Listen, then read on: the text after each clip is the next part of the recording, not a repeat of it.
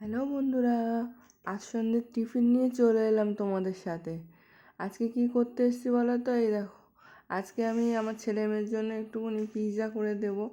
তাই আমার লাগছে এই যে রুটি কেটে নিয়েছি, আর দেখো এখানে কত কে আমাকে হেল্প করতে চলে এসেছে, কাড়াকাড়ি লেগে গেছে এখানে। তো এখানে আমি রুটি দিয়েই হচ্ছে আর কি ওদের একটু পিৎজা বানিয়ে দেবো, ওইটা এরা খেতে খুব ভালোবাসে। তো সন্ধেবেলা কী খাবে না খাবে তা চলো একটু নিয়ে আমি তাহলে তোমার পিৎজা খাবো পিৎজা খাবো, ছোটোটাও কান্না করছে। ঠিক আছে করো। আর দেখো দেখো কাণ্ড কারখানা দেখেছো, আমার কত হেল্পিং হ্যান্ড দেখেছো, আমার কাজ করতেই লাগে না, আমাকে সব হেল্প করে দিচ্ছে দেখো। কাজ করতে ব্যস্ত।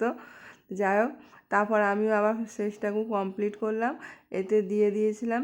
এই যে রুটিগুলোকে একটু সব কেটে নিয়েছি, বাচ্চা কাচ্চাগুলো তো রুটির চারধার খেতেও চায় না, সেগুলো সব এর মধ্যেও চলে যায়, কোনো অসুবিধা হয় না। একদম ছোটো ছোটো করে কেটে নিয়েছিলাম। তারপরে এর মধ্যে একটু পেঁয়াজ, টমেটো, ইচ্ছা করলে গাজর, ক্যাপসিকাম সবই দিতে পারো। তো কেউ কেউ খায়, আবার কেউ কেউ খায় না, যেমন আমার ছেলেমেয়েরা সব খুঁটে খুঁটে বের করতে থাকবে, নাক ছিটকাবে। তো তার কারণে আমি আর দিইনি, এইসবগুলো দিয়ে নিয়েছি।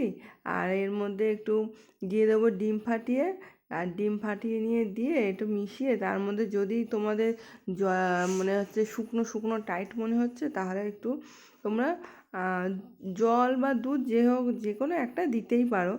তো আমি এখানে হচ্ছে দুধ দিয়েই করেছিলাম, আমি আর এখানে জল মিশাইনি।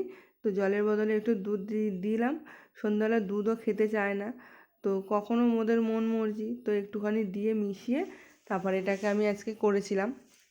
তো সন্ধেবেলা ছোট্টখাট্টো বাচ্চাদের জন্য আর একটু ম্যাগি মশলা দিলে আর কি টেস্টিটা হয়। তো আমি ম্যাগি মশলা দিয়ে দিয়েছিলাম।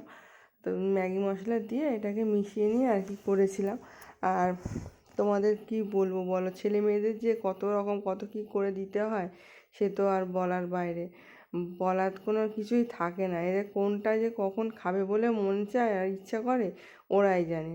এখন এটা তো এক্ষুনি সেটা আর ভালো লাগে না।